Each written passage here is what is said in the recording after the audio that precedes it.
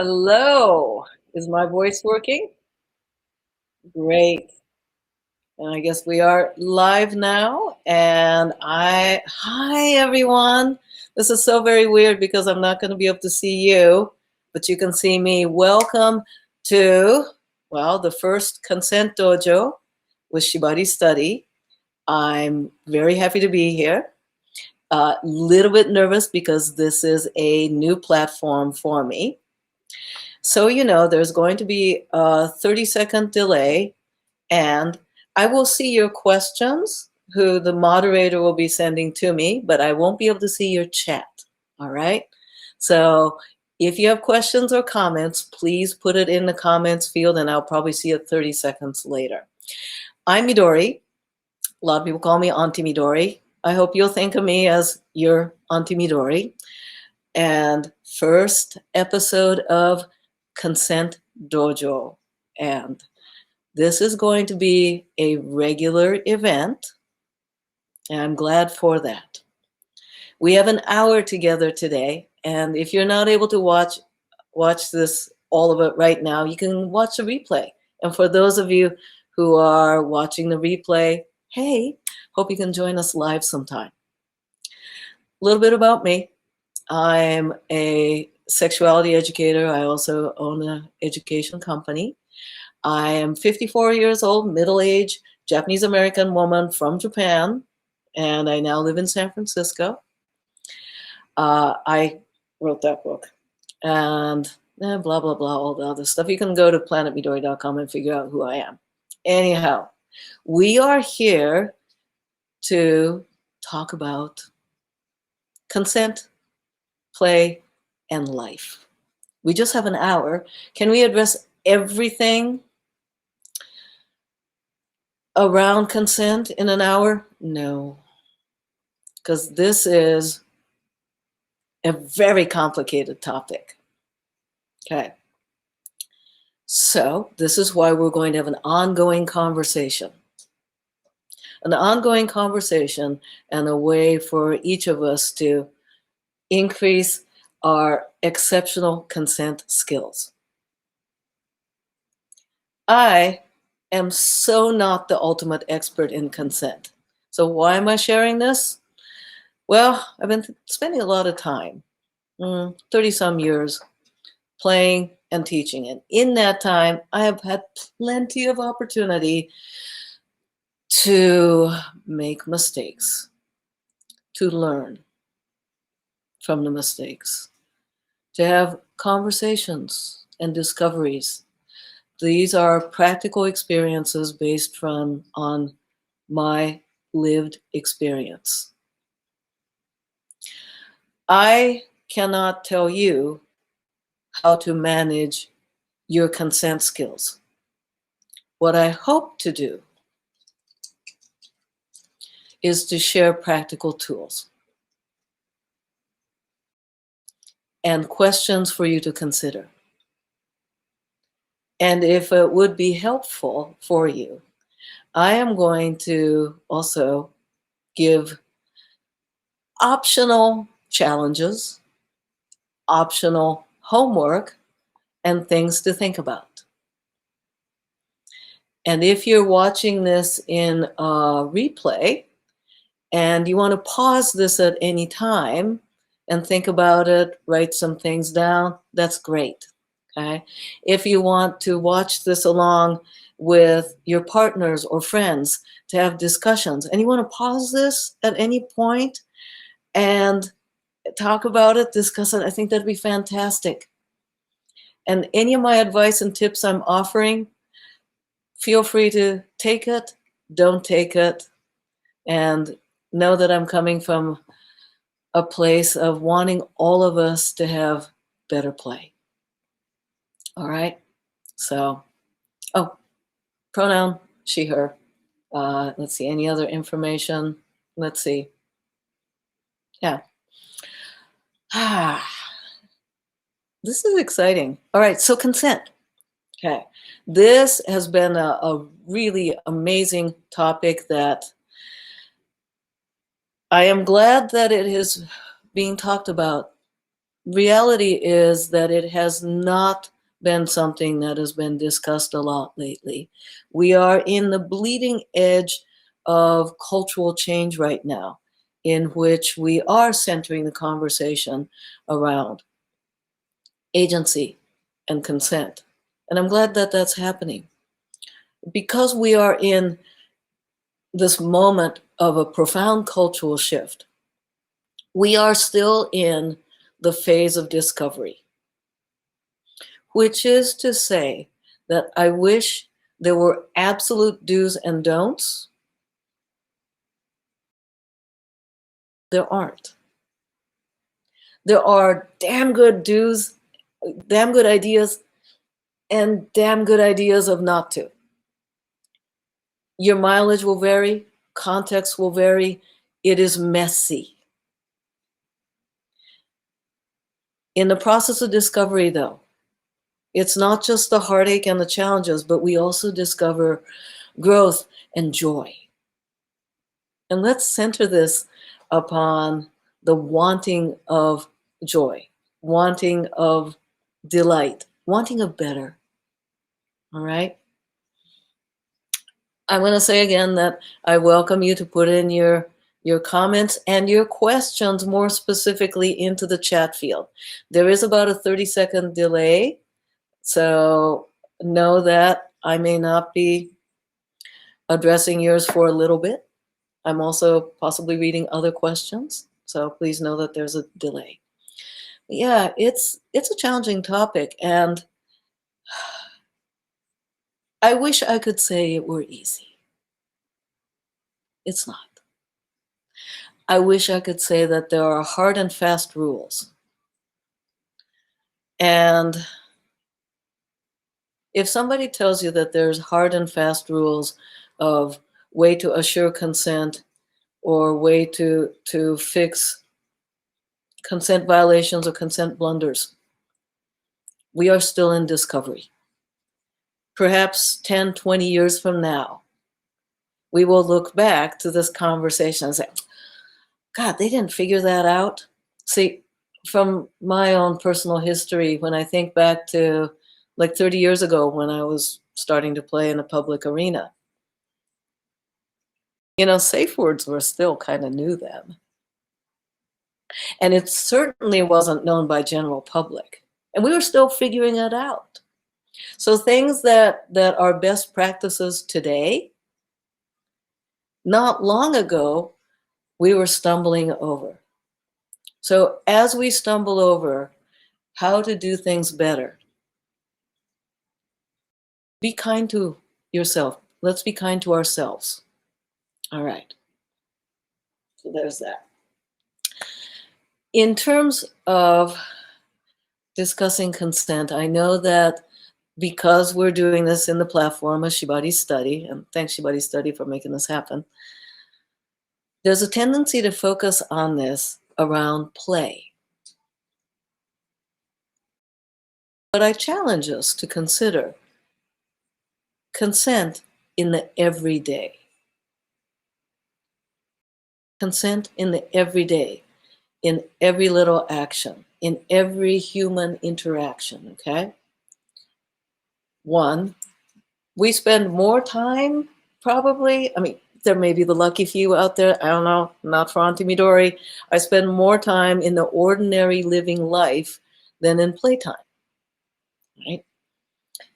And practicing healthy, engaged collaborative consent. Did I say something interesting? Engaged collaborative consent. That's a phrasing of mine, and we'll revisit that, but just stick that in your mind. Engaged collaborative consent. So engaging in consent in your everyday is practical because we have a lot more situations in which we have to do that. Two, we may also be not thinking about our daily lives and our daily existence around agency and consent.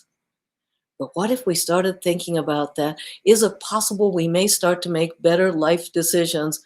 Okay, maybe not better life decisions, but at least better lunch decisions. And then at least you have a better lunch. and better life decisions. Also, in being able to practice our consent skills in our everyday, with our family, with our friends, at our work, in life, we have more opportunity to flex and practice our consent strength. And then when it gets time to playing and engaging in kink play, we have built up this foundation. All right. I have already received some questions, which is lovely, and I will get to them. For those of you who submitted questions in advance, thank you. I'm going to start with yours. Okay. But before that, back to the consent in the everyday. Here's a homework, optional homework, all of it's optional.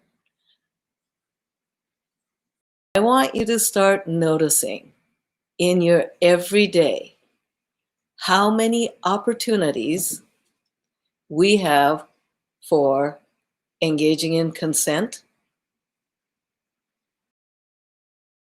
So I want you to notice that. Opportunities. Opportunities doesn't necessarily mean you actually did that or engaged in active consent, but I want you to start noticing. It could be something simple as I'm at the grocery store and the grocery worker, I've got 3 different bag choices. I live in San Francisco. They give us bag choices on bags. My own bag, paper bag, plastic bag, the store label bag, whatever.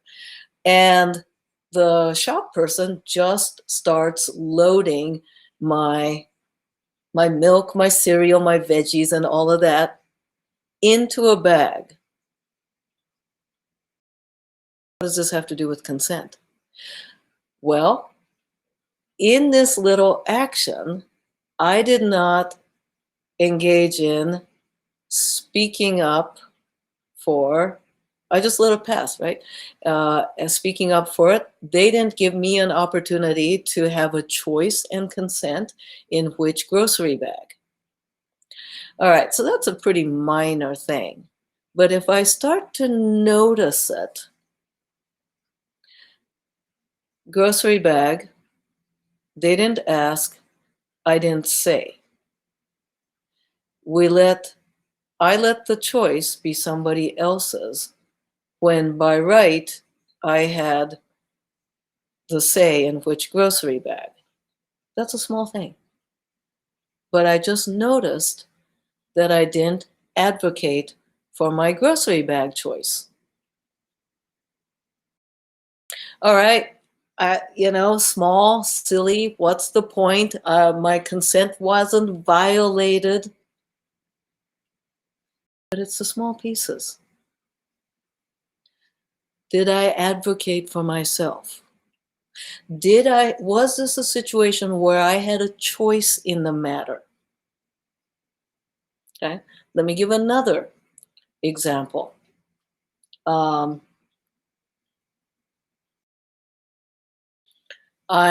walking along the sidewalk with my grocery bags, and I get shit on by a pigeon.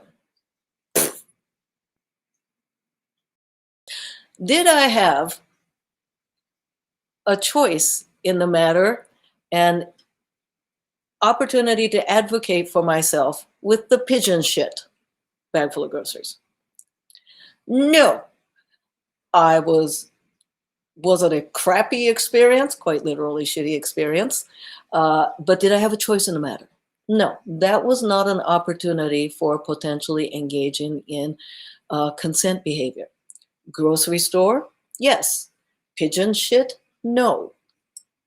Okay. So I want you to start taking notice of when you may have had an opportunity to advocate for yourself. So let's say that I let the grocery bag slide. I had a choice in it. I didn't think about it. Somebody else made the choice for me. I am walking along and somebody is walking at me and they're looking at their phone, and I'm crossing the bag, pigeon shit on my head, grocery in my arm, and the person's walking towards me, and I step out of the way. Okay. That stepping out of the way is a choice I made. Was this a consent interaction? Not necessarily, but I had to make a decision, right? Now, let's say the person walking towards me, we're making eye contact. It's not that they're like this, and they're expecting me to move. In that situation, we have a consent opportunity, and I have to make a decision in the moment. Now, the decisions that each of us would make in that moment informed by a whole lot of variables about how we feel in the world, about possibly power dynamics, gender dynamics, maybe uh, racial bias dynamics. A lot of different things go into whether at that point I decide to step out of the way or go, hey, or go, hello, or if I just keep walking towards. At that point, I have a choice in engaging in agency, taking my own action, or do I just decide to let others make decisions for me, right? Now, the person who is walking towards me, I suddenly notice that they have a white cane and they are vision impaired. I also have choices to make, and they have choices to make. Now, is it a consent interaction? It's a human dynamic, but it's not necessarily a consent interaction, is it? But I have to decide about my agency and action. So back to your assignment.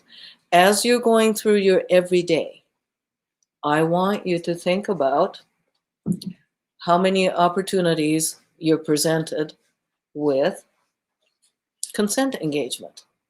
So perhaps you're at a work meeting on a work Zoom, okay? And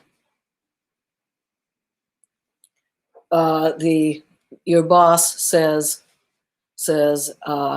hey, employee, I want you to give input on this project. That is a consent opportunity and a collaborative opportunity. But let's say then boss just talks right over you, or listens to somebody else but not to you. Okay. Or here's another consent opportunity. Boss says, I need you to work at this conference thingy this weekend. And you may have already put your vacation time in. Oh, I need you to work at this conference next week. You already put in your vacation time. Or you had already put a boundary around not working past a certain amount of time because whatever reason, you got kids at home, all right? And that's ignored.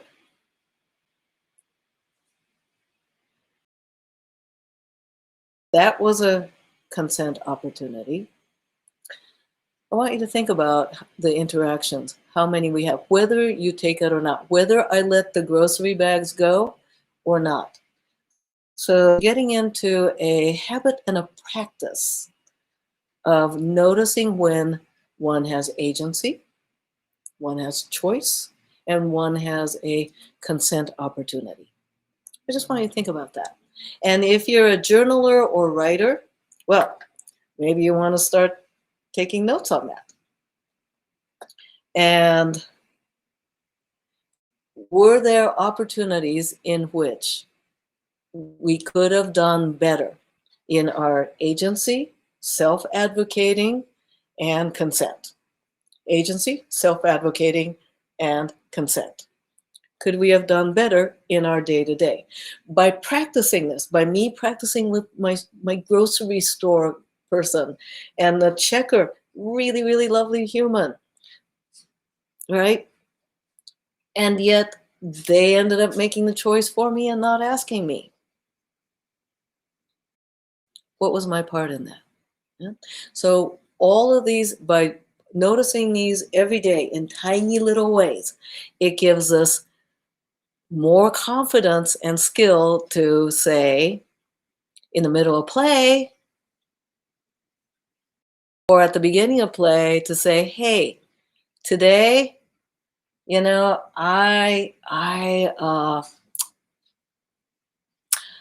I'm consenting to being touched on my exposed skin, but don't touch inside the clothing of my part of my body that's covered in clothes.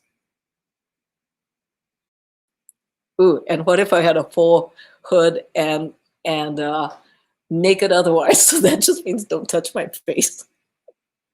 You can touch everywhere else. Okay. So I will be more confident in engaging in that, right? So this is a little homework. Okay. Oh, let me get to the questions now, my dears. All right.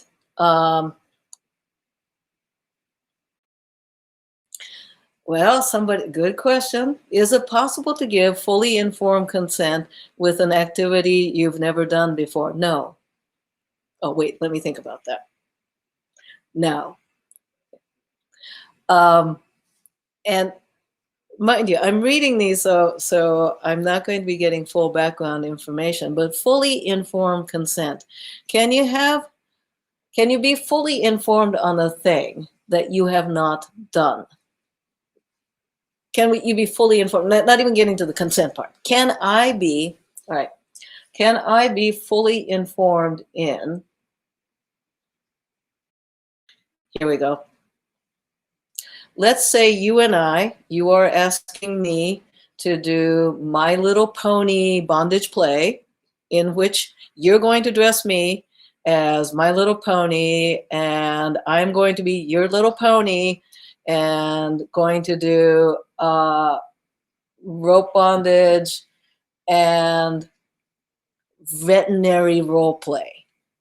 My Little Pony goes to the veterinarian.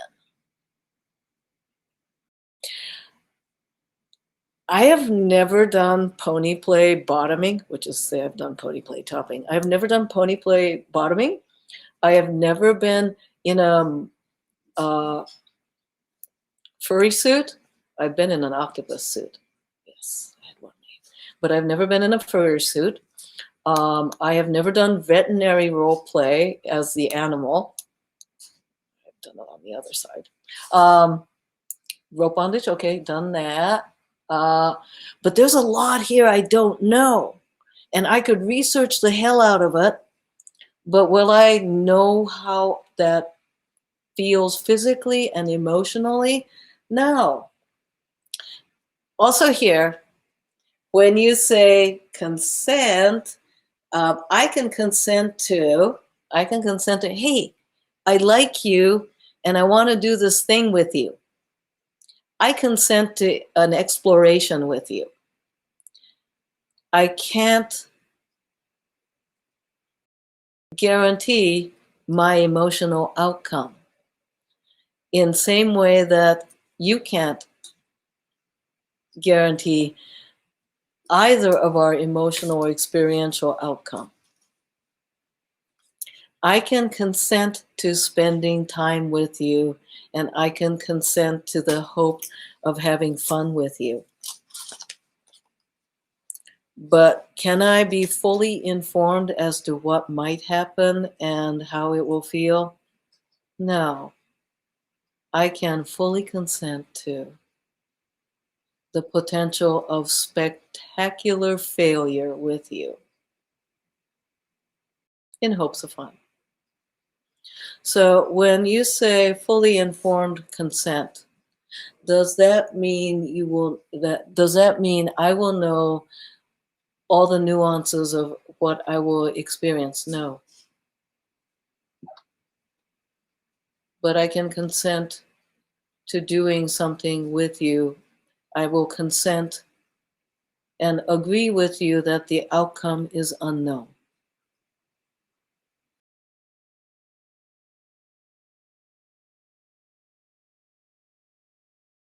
And let's see, let me go to the next question.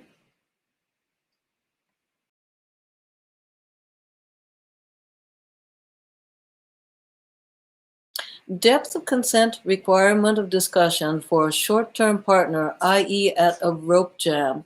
It's not something I do, but I'd be interested in how this is communicated. So when you say short-term partner, okay, another human that you're going to be engaging in.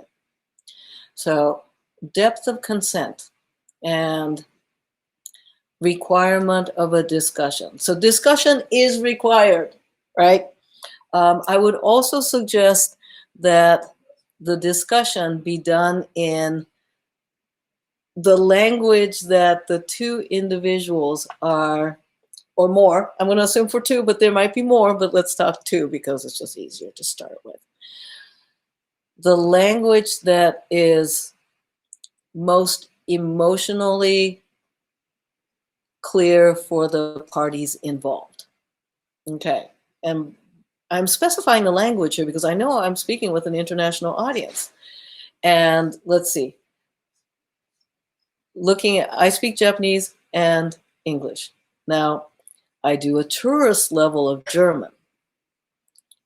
But just because I can order beer and coffee and find my way around German, this would not be a good choice for a communication. And that may seem like a little silly thing to point out, but it actually is important, especially if you're lucky enough to be internationally playing. But back to, say, like a rope jam. Okay? Depth or scope of consent. To what degree are we interacting? What is my responsibility to you, your responsibility to me in this context? Let us define the context that we are interacting in. So when you say a rope jam, right, well, what does that to you mean? If, let's say we're at an event in person, okay, are you wanting to practice a tie with me? Or are you wanting to have a scene with me? These are two different things. Are we wanting to have a BDSM play? Or are we doing a photo shoot? Also very different. Make sure that the scope of interaction and the context is clear. If I were expecting a scene and you were expecting, say, practicing a body harness, and we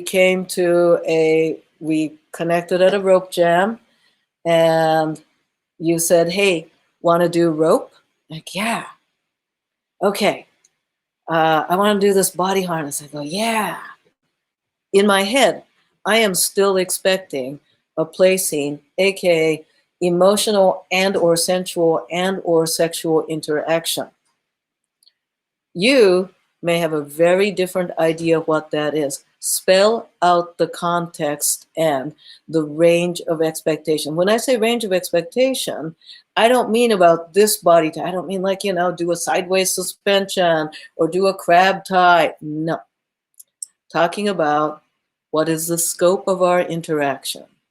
Because I could come out of that feeling very disappointed that you just did a body harness and I just really felt, I don't know, it wasn't fun.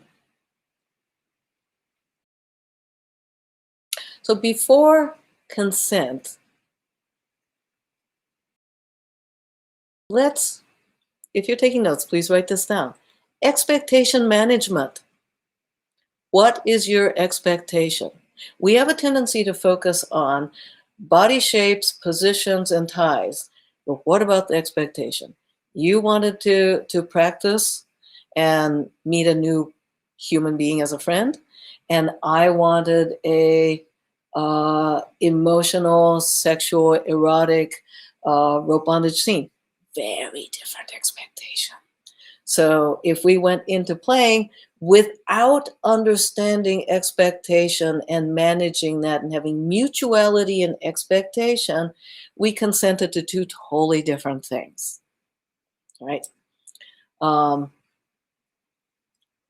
So one, clarify your own expectation first to yourself. Consent starts with look in the mirror, your fabulous selves. Okay?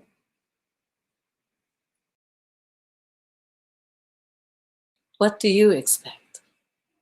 Right. Let's see. Here's another question. Is it common or expected for models to have some skill set experience as their rigors regarding informed consent? I wish I could speak to you directly right now because I want to understand your words in this. You're using the term models and rigors. This leads me to think that you are talking about a photo shoot as opposed to a scene. And this may be Auntie Midori getting nitpicky, but I am standing firm on the language specificity on this. Models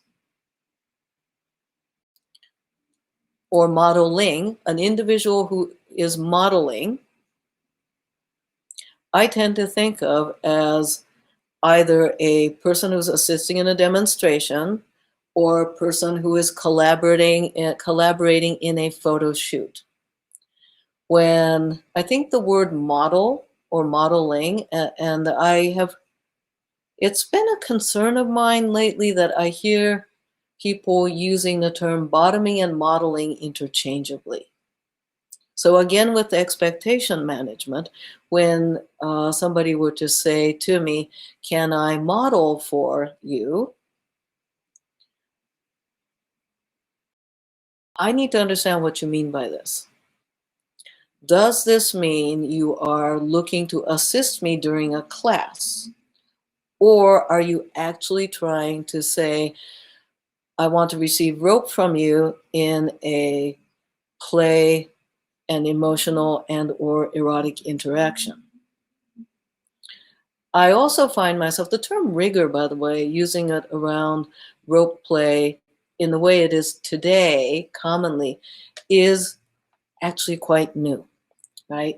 So when you're saying rigor, do you mean a person who's topping you in a scene or a person who's styling the rope for, say, a photo shoot? Now, let's address it, and since I don't know what it is that your context is, let's assume this for a photo shoot, a person who's modeling for a photo shoot, and a person who is tying for a photo shoot. Then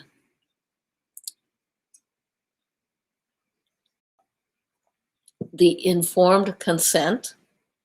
Yeah, now the informed part gets tricky, doesn't it? Okay. What's the expectation? Is there an expectation that this is going to have any emotional interaction between the stylist and the modeling? Is there expectation on bodily autonomy or bodily access from either party? Does this particular photo shoot or performance have physical requirements? What exactly are each people's consenting to? Understand also that the person who is styling or rigging need to have consent in expectations as well. Goes both ways. Now let's assume, however, we're talking about individuals bottoming and individuals topping, or person receiving rope, person casting rope. Okay? In that case, if I rephrase your question, is it common for persons bottoming to have skills as their person casting rope regarding to informed consent? Skill on giving consent. All parties operate from a place of being fully autonomous adults. But that doesn't take into consideration power dynamics. Whether it's stylist or photographer versus modeling individuals, or person topping versus person receiving, there may be a conscious or subconscious power dynamic in which this false narrative that the person receiving rope, whether in the context of photo shoot or a scene, is of lesser decision authority than the person casting rope. A power dynamic bias.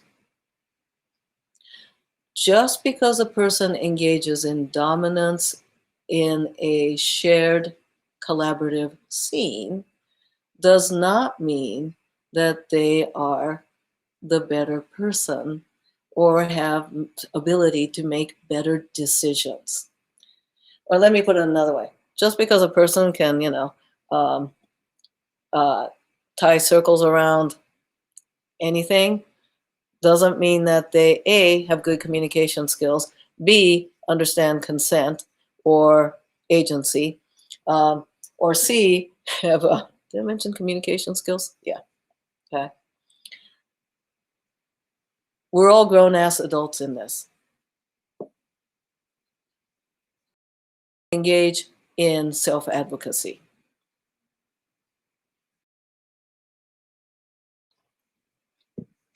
Okay, in our Shibari Dojo, we use the words model rigger for the bottom and rope binder.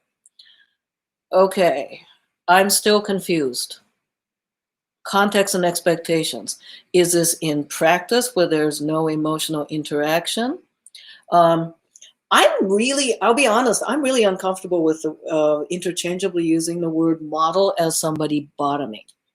Because a person who is modeling receiving rope can also be the person running the scene, can also be the person doing the teaching. Model implies a passivity, right?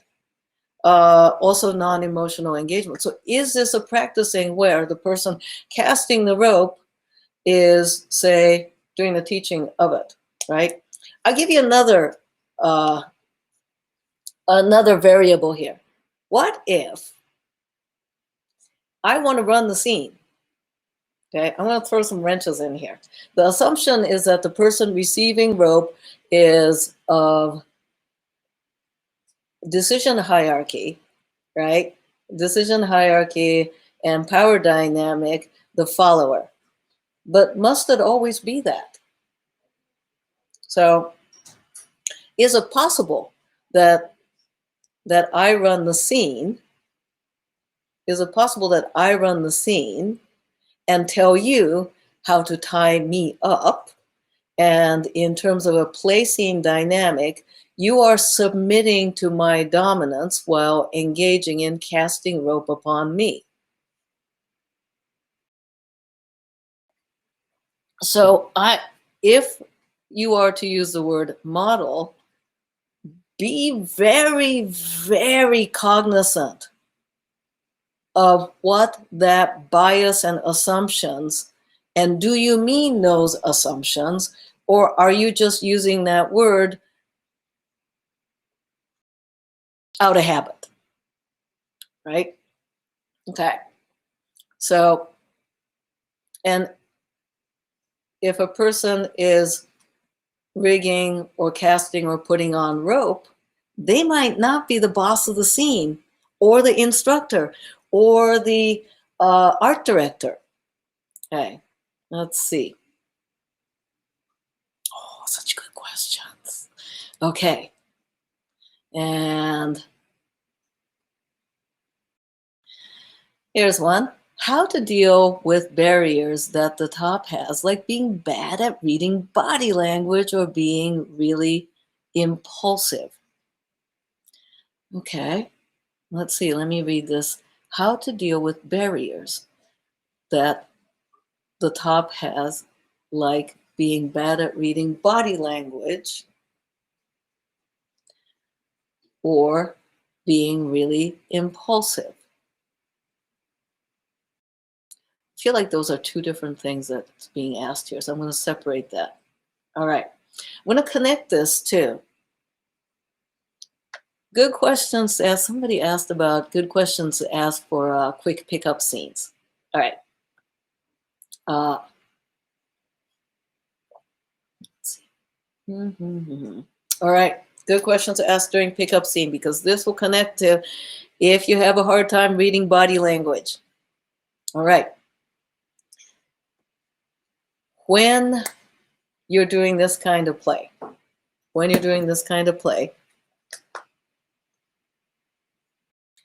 it's good for you, what will I see or hear?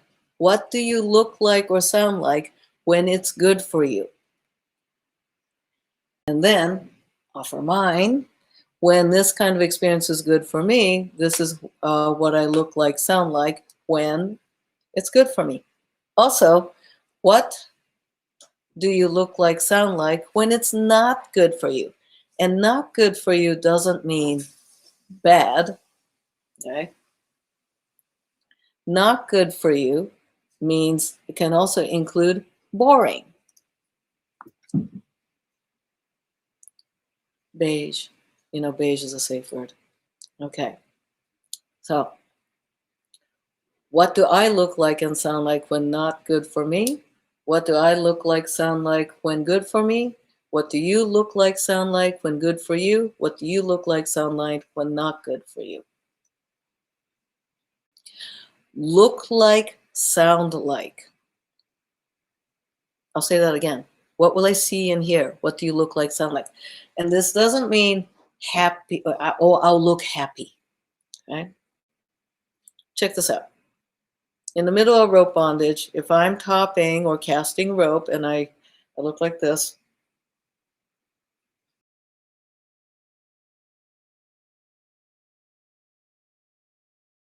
what would you think I'm feeling?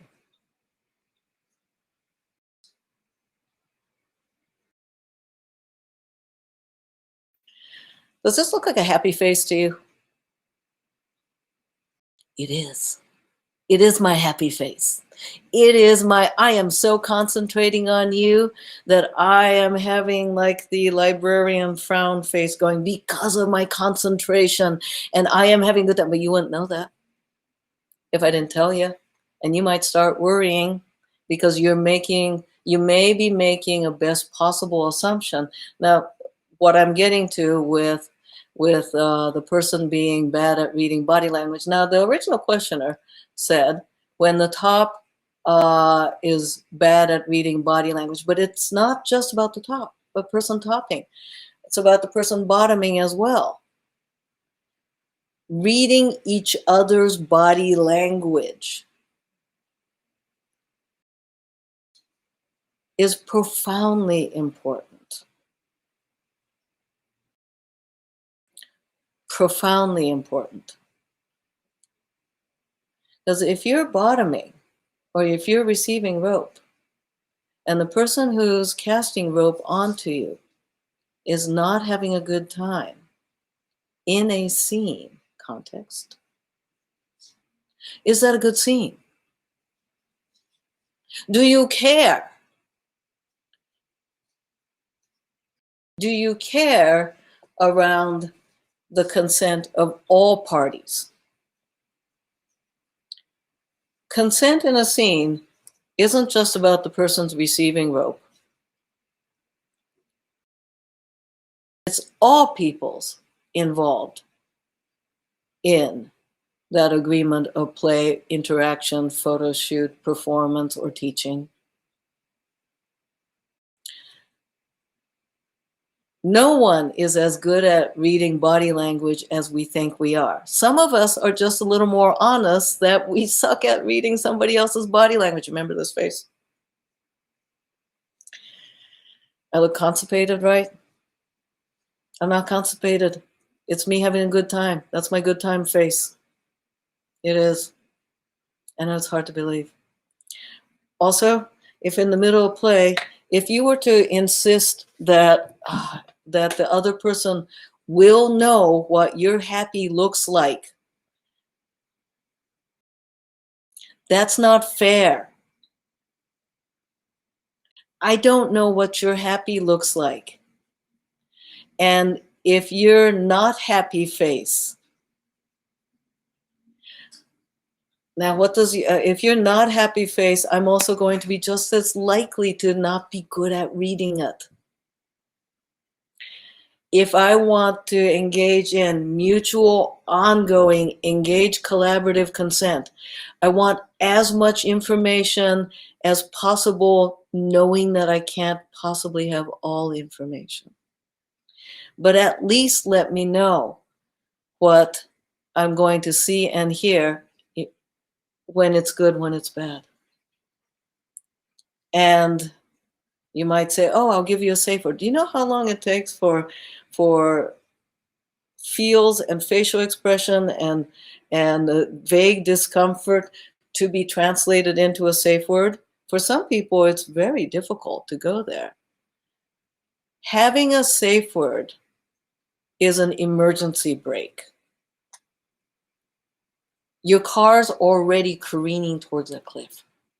Okay, so mutuality of information. Okay, so clarification here. I asked this question, have autism, ADHD, both, which is why I was asking, but this is a great answer. Thank you, just for context. Oh, this is really helpful. Yes. Thank you. I love the context that that your autism spectrum and ADHD. If I were playing with you and you told me that you have autism and ADHD, right?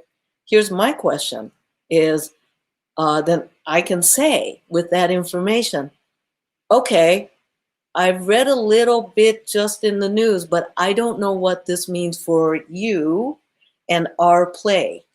Can you tell me, if you're the person casting rope on me, can you tell me how it's going to affect my play and how me as somebody who's bottoming to you can help you in this scene? So you can consent to playing with me, I can consent to playing with you and have ongoing excellent communication. I believe myself to be good at reading facial expression. Turns out, I'm average. But tell me about how your situation with autism and ADHD can affect our play, and how I can play, how I can help us in play. By clearly stating that, right? So that is a barrier, right? That'd be like if I were, say, colorblind, right?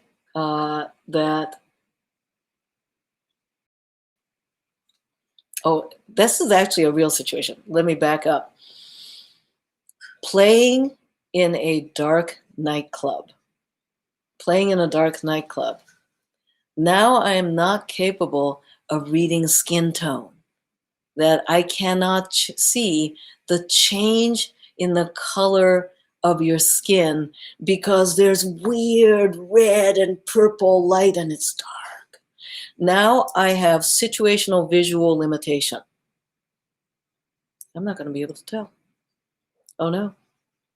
So I need to explain that I can't tell in the way that I normally would. So either we're going to play in this higher risk situation where I might misjudge your bodily signals, but you don't have to consent to playing in this condition. We can just not play because I now have this limitation. So everyone's going to have situational barriers and situational limitations. That could be time. It could be ADHD. It could be the light in the space. And if we know that this is a barrier or a variable,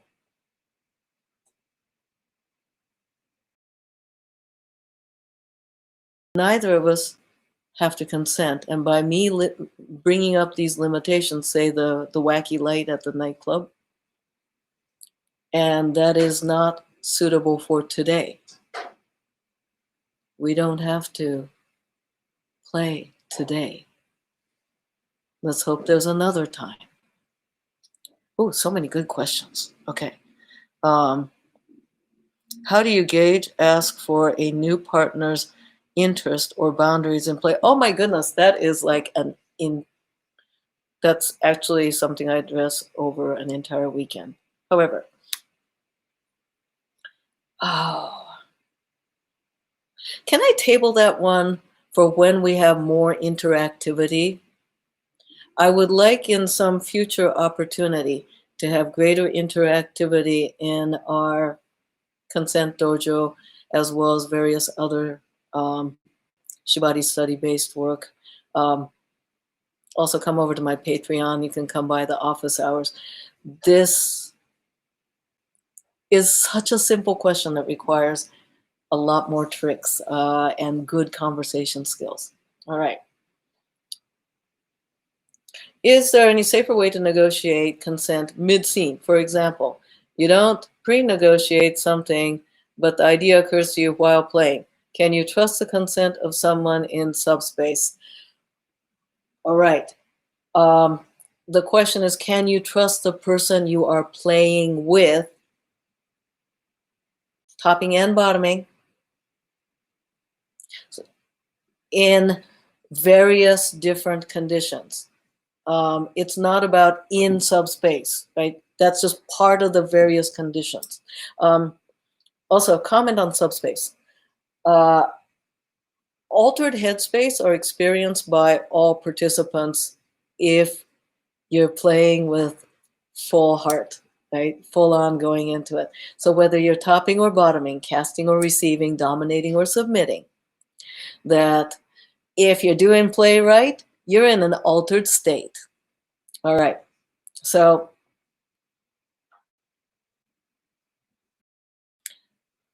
I'd bring that up in advance. Case by case. I would also reflect upon your own ability to do improvisational play. This is about improvisational play and playing without a script, right? Here's something to say before play, right? I tend to like improvisational play. And I want to be able to pivot, or I want you to be able to, if you're topping me, to be able to pivot in it.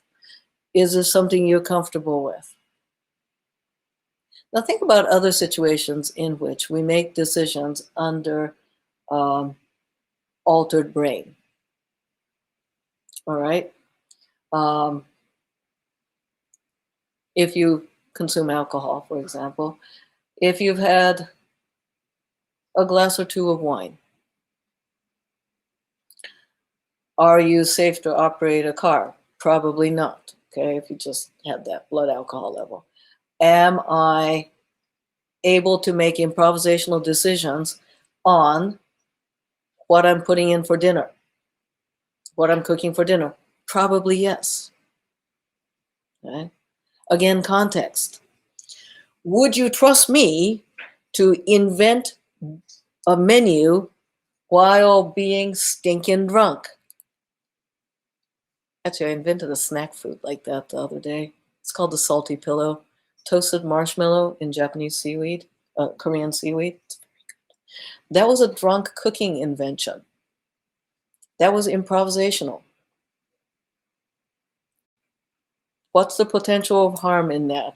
Well, I could have set the house on fire because I was playing with open flame. What does this have to do with negotiating mid-scene? Actually, a lot. It's all about decision making under altered state. And are you willing to take that risk or not? There's no hard and fast rules. This is a conversation that you should have with the other person, improvisational play and decision making in it. Keep in mind that we're consenting to having an adventure together. Consent is not about, consent and play is not necessarily about guaranteeing an outcome. If you and I consent to play, and I'm agreeing to play with you, I am agreeing to play with you not for an outcome, that I am not requiring you to guarantee a good time. And I am not promising a great time. We are consenting to an adventure. Outcome is potentially unknown. Let's see.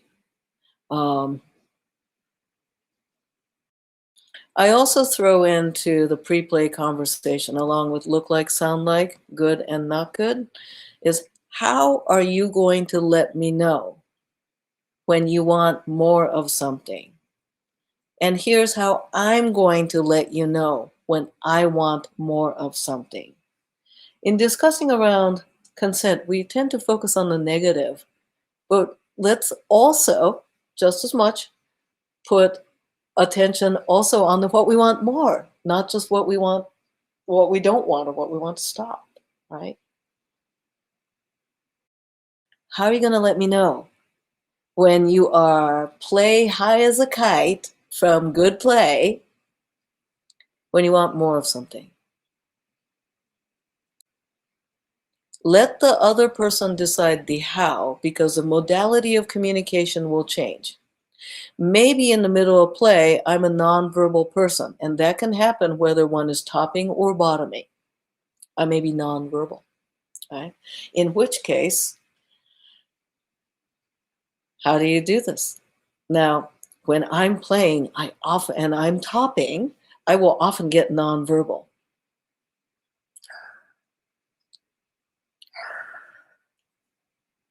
But if I give you a polite tap, tap, tap in the middle of me, like, tap, tap, tap, that might mean I want to take a break and say something. That's me topping. Yeah. And if I want more of something, it might be, I'm going, and let's say I want more of whatever it is that you're doing. I might just say something like, that all you got? Which is in my way of saying, I want more of that. I want more of that. Yeah. Oh my goodness. I just realized the clock. It is like that time, as the therapist would say, it's time to wrap it up. So Consent Dojo is an ongoing project hosted by Shibari Study. It is ongoing, tackling your questions. And if I didn't get to your question today, I'm going to save it to address it next time. And if you show up at my office hours in my Patreon, I can address it there too. Let's see. Oh, there's so many other questions. I'm going to read these out, the questions, because I don't have time to address it, but I want to read it out. Okay. As we know, consent is something dynamic that can change through a session, a play session. Which ones are the best ways to have strong consent in the beginning and when constant, and then constantly check this in the session. Remember the look like, sound like, good, nothing. That's helpful. How to navigate rebuilding trust after consent violation, where there wasn't malice or ill. Example, top, bottom, and different definitions for the same act that weren't clarified in negotiation. For example, animal husbandry role play could have many different ideas. How to gauge, ask a new partner's interest. And let's see. Oh, I see thank yous. And, oh, yay, you're very welcome. So many good conversations. I have more to share, more thoughts, and I'm going to return to the homework of let's notice throughout the day the opportunities for self-advocacy, agency, and consent interactions.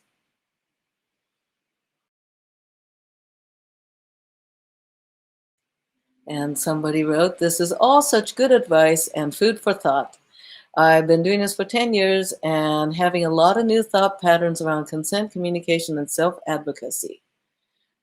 And yeah, thank you all so much for joining me in the conversation around consent. So go out and practice. Engage collaborative consent. Put joy in the center of it.